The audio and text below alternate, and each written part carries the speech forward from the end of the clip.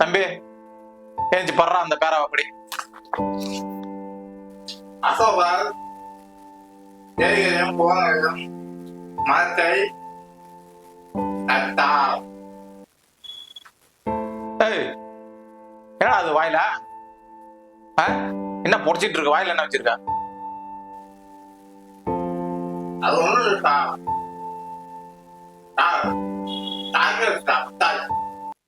அப்படியா? ஆமா சார், வாய வச்சிருக்கா. ஆமா சார். அந்த மாதிரி சாக்லேட் நான் பார்த்தது இல்லையா? அது என்ன உதட்டுக்கு இங்க வச்சிருக்க, வித்துக்கிட்ட வச்சிருக்க? வித்துக்கிட்ட வச்சிருக்கியாடா?